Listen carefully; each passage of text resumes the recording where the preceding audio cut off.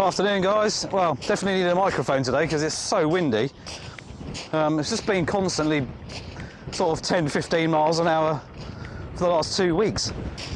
Maybe a little bit more today. So hopefully you can hear me okay. I'm at Dungeness. So if you have a look around with the 360 camera,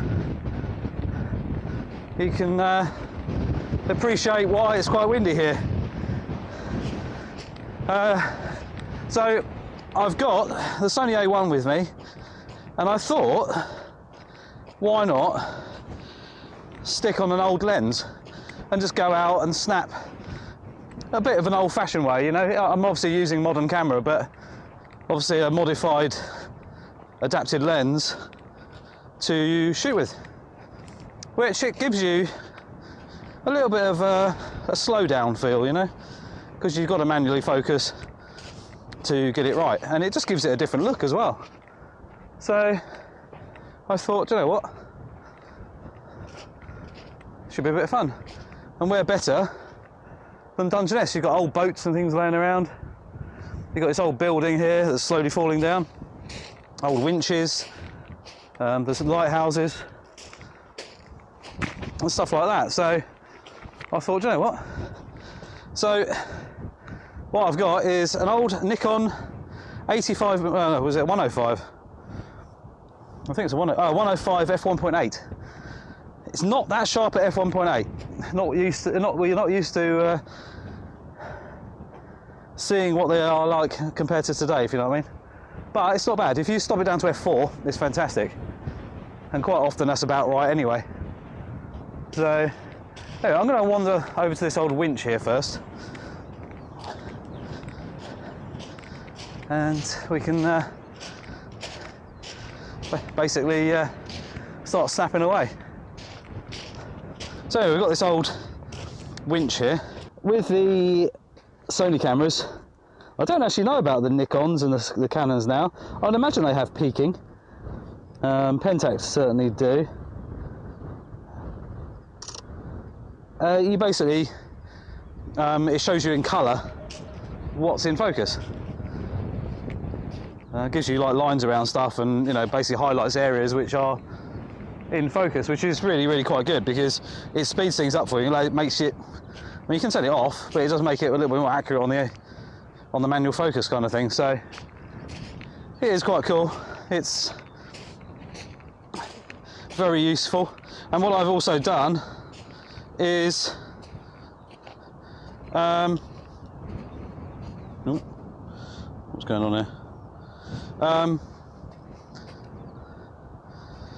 What I've actually done is set my custom button 2 to basically zoom in on sensor. So push it once, it goes in about 50%, I think, and then you push it again, it goes in a lot more, and then you can basically see really close up. So if you're doing portraiture, you can actually photograph stuff and get the eyes in focus relatively easily, actually, even from a distance.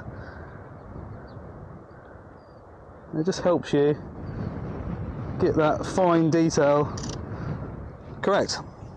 And one thing I have also done is when I put a manual lens on, the stabilisation obviously doesn't know what lens you've actually got on, so you can actually manually set your stabilisation. Well, I've only got one manual lens, as in an old lens, which is a 105, so I've set it to 105. I'll tell you what, it makes a huge difference. So yeah, really quite nice.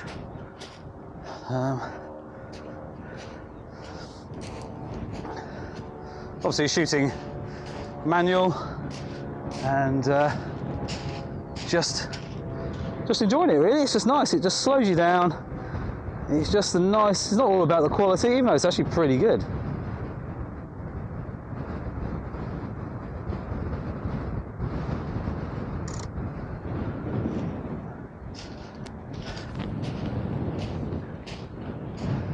It's just looking for interesting stuff that, you know, might look quite cool in a photo. Obviously I'm restricted to 105mm, which is not brilliant in some respects. What's quite cool is we've got that old boat down there in the run, which we're going to walk down to in a minute. But I can actually zoom in to 8.5 times what my lens is. In theory, there's a lot of heat haze, but getting almost in focus shot, hopefully.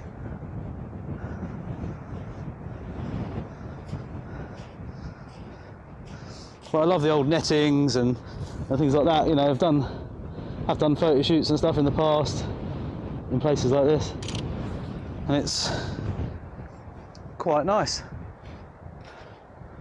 You know, the blue sea today looks really quite pleasant. We've got that boat out there, which is nice. All I need to do is zoom in so I see the red peaking show, and we're okay. So it works really quite nicely. And now it's just a case of wandering around, getting blown around. It's that windy, it sort of almost takes your breath away. But it's quite a high pressure. It's not just a bit of a wind. It's holding me back. I'm actually having to push against it quite a lot just to keep moving, you know. Over in the distance over there we've got Dover, and then over there we've got France somewhere, but I can't see it. We can sometimes.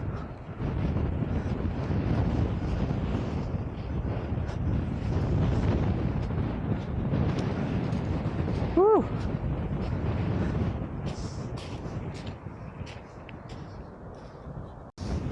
The old bits of railway lines, see it run up. See this bit here there was loads of stuff here. I have to dig old photos out.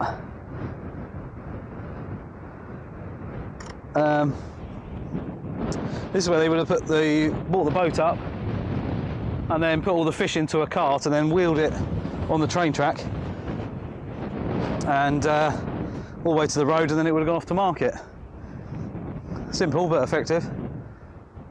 And there at the closest sort of mess is an old boat which someone set on fire, and then past that is an old shed, and then to the left of that was an old shed. There were net drying sheds and things, and a generator for the sorry, not a generator, an engine with a winch on it to pull the boat up.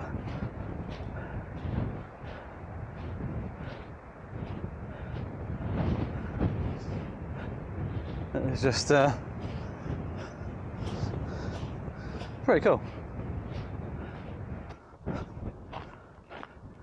It's actually quite nice. I think I'm going to use this lens for some portraiture. I think just to slow things down. When I had the Samyang 135 f2, that was a really nice lens to use, and I actually went to Wales with it with friend Jess, and we did a photo shoot up in the mountains, which was fantastic. I'd love to do that again. And we were shooting with that lens, which is a manual lens. That's fantastic, but it slowed you down. It made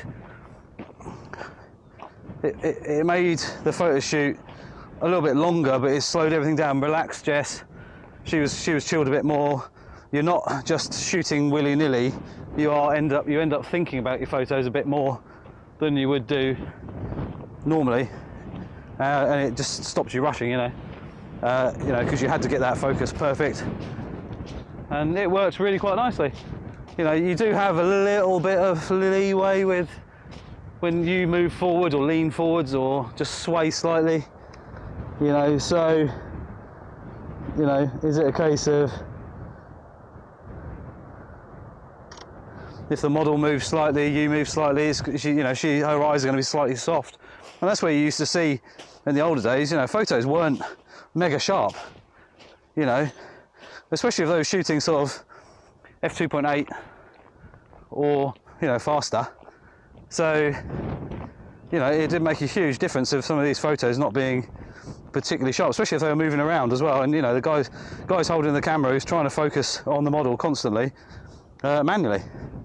And yeah, it's doable, but it just takes time and practice, you know.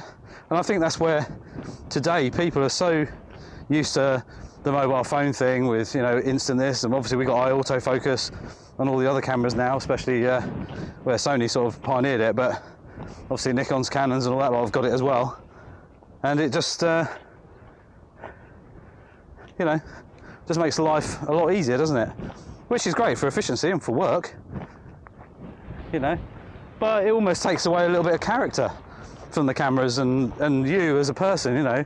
So actually having a manual lens like this, I think, can really change the way you shoot, you know. Obviously you don't shoot all the time with it, but to go out and do some nice portraits and stuff with it, even animal portraits and people, you know, whatever you want to do, just adds a bit more interest to what you're doing and just gives it a slightly different look as well. And the old lenses don't have the same colours and contrasts and stuff as the modern lenses, so they will look slightly different as it goes.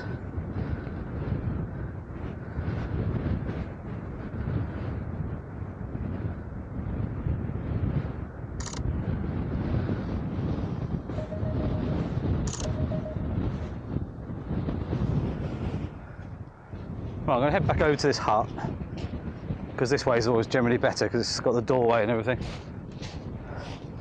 And then we'll head off to a different location somewhere.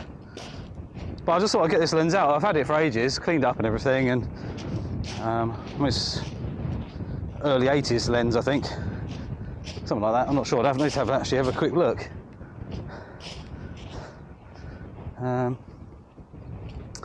So, you know, be interesting to see, really.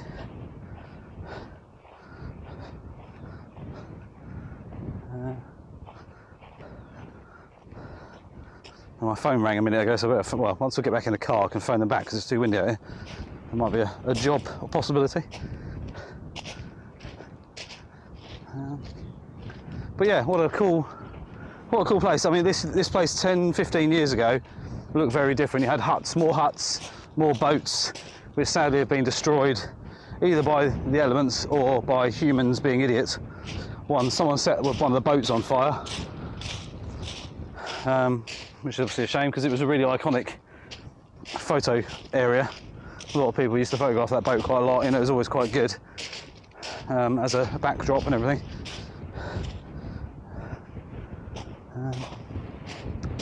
But anyway, we're going to this hut here, which is cool. So, I don't know if anybody's ever been to the Chatham Dockyard, like the museum at Chatham Docks. Well worth it. And in there you've got the lifeboat museum. If you go in there, it's got about Dungeness and the lifeboats that originally were from here, and how women actually played a big part in launching and hauling the boats back up the beach and stuff. It's quite interesting. So I wonder if I can get that. We can get that through there. The funny mast thing. There we go.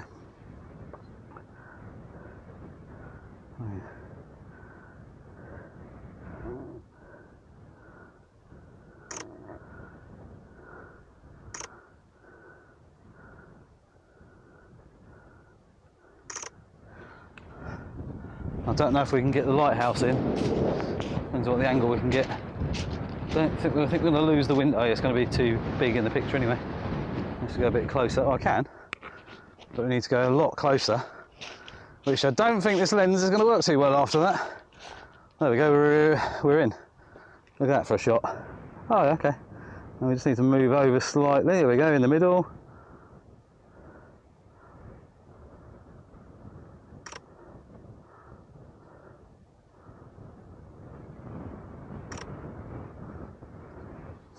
Ooh. I'm actually going to stop down to like F11.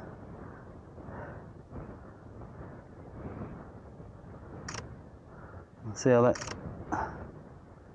comes out actually. But what a fantastic place just to have a wander around. This is private property and they have got signs up everywhere saying about photo shoots and stuff like that, so you can't really do organised photo shoots or anything like that because obviously they want some money. Because I actually spoke to the ranger about it years ago and he was saying, the thing is, we get like big filming companies and stuff come down here and you know, we lose a load of money because they're using our property and we're not making any money. So now they charge, I think, 400 quid a day or something. It's not loads of money, but I mean, for a person who's not making any money off it, yeah, it's a lot of money, but it's obviously for someone who is earning some money from it, it's still an investment, isn't it? So well, there we go. Anyway, I'm going to wander back to the car, which is down here, but this, where the car is down there, you've got the house there that used to have an old tower on it. They built a modern version, which is quite cool.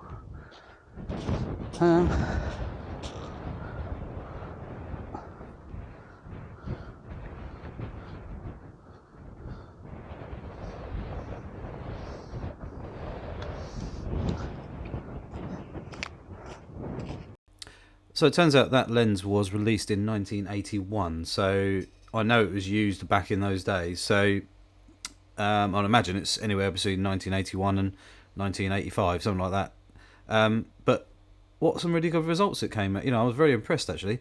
Obviously, I didn't pay anything for it. It was a gift to me, so I've just been enjoying using it, and like I said, it's the first time I've really been out with it. But yeah, really nice to use. I am going to get out do some portraiture with it. I think that's going to be really nice. And we'll put it through its paces wide open. This is obviously roughly f4 most of the time, up to f11, but just shows you it was, you know, performing nicely, and it was really nice to use, well made, proper chunky metal, and yeah, it was just a joy to utilize. So yeah, if you see a decent old lens out there, you can adapt it very easily and cheaply with a cheap eBay adapter to fit your camera. So any mirrorless cameras out there, you can do it to.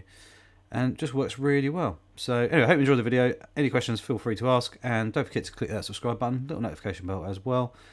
Lots more to come very soon. See you later.